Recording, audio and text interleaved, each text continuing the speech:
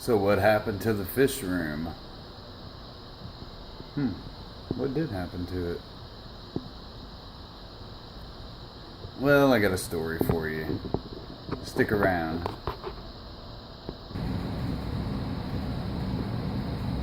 So about 4 months ago, we bought a house.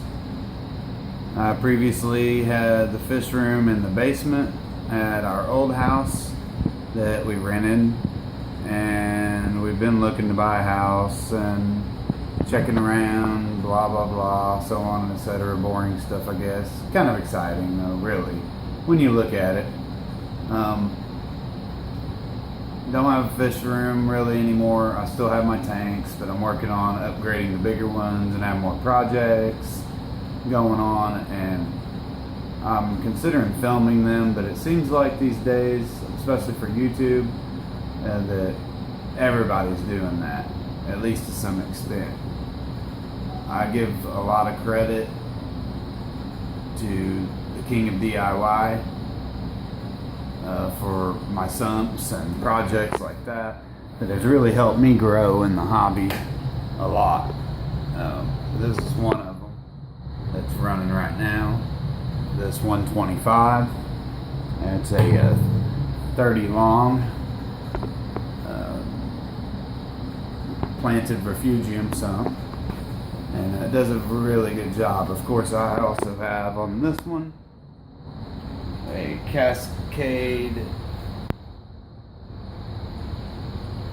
1200, I do believe.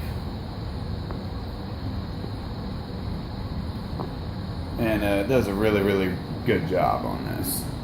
Now I got it's an undrilled tank. This tank's probably about 35 or so years old. And my plumbing, and it goes into the box, overflows down to the sump.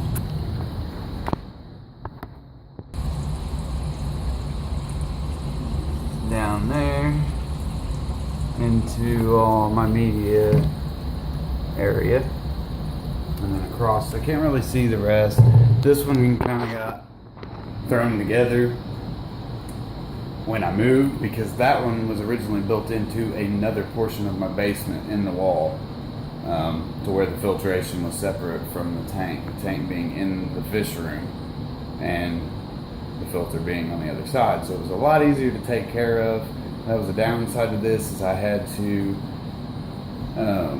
set it up differently, and without having time to redesign it and change it all up, in the middle of a move and remodeling and all them things.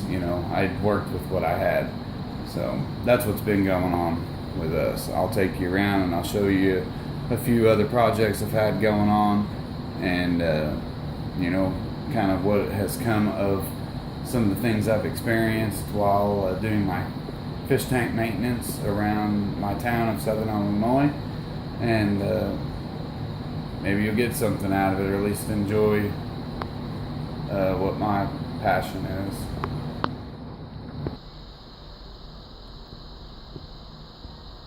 Bam! This is my newest creation, and it is a 220 6-foot by 24 inches by 30 inches, I do believe, for the front. Maybe 30 inches, pretty sure. Sorry about that on the measurements. Got it from a buddy. Actually, this was the first thing that was brought over to this house before we even moved in. Like, this was planned and thought out as we were buying the house. Acrylic is just way too doggone expensive in my area, and the kind of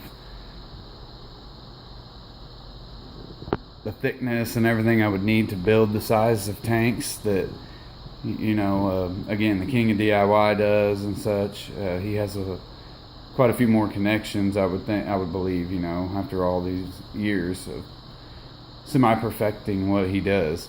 But anyways, you guys check it out. I painted the background and overflows. It's drilled. I built these instead of doing a weir. I only plan on running about 1,800 gallons per hour flow with two 1,200 mag drive gallon per hour pumps. So we'll see how it works out, and I'll have you guys follow along with this as I start getting it set up and such. And I'll show you the stand that I've been working on. So we built this stand from scratch. It's still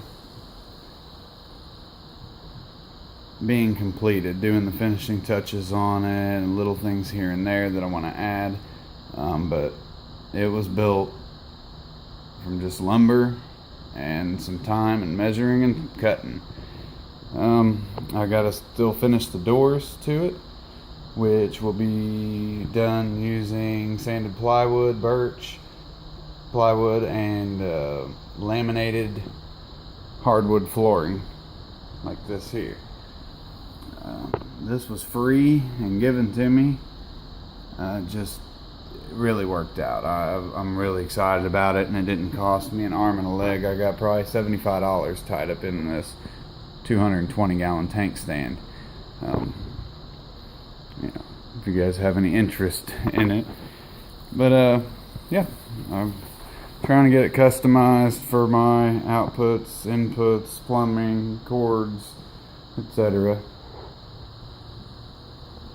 And this is this project that's going on. I did the two-tone wood look just to give it character and kind of follow up with the laminate flooring. I wanted something that would go with it but not necessarily clash. I didn't want to strip the laminate board down and start completely over, but I think it turned out fairly good. Just got my equipment here. As soon as I finish up on this video, I'll be right back into it. Not really a project, but a little eye candy for you, if you will, whatever you would like to call it. My 55 gallon African used to be a grow out tank, and now it's turning into an overpopulated nest of breeding. But everybody's looking good. That guy's stunning. He's the biggest one in there. He really doesn't bother anybody. Him and him go at it.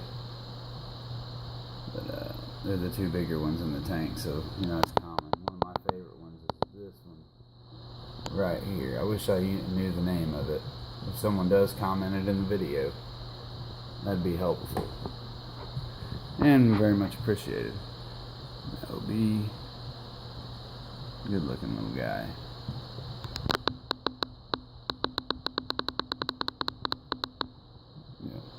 This one is ran on a custom sump as well.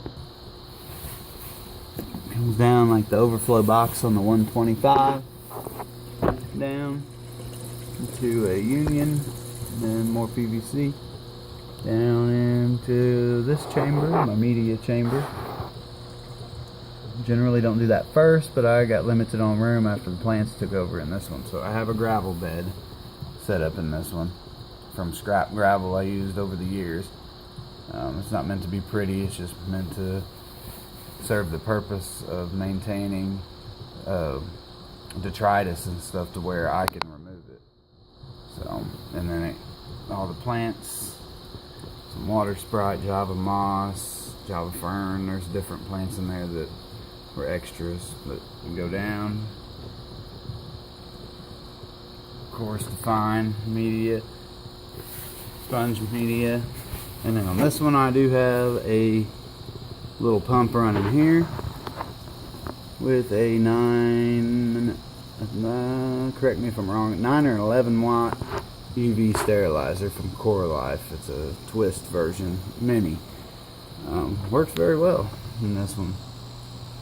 And then my Eco Plus air pump that runs the entire house. I still have to run new lines and drill holes and do that, but of course it's plans in the future.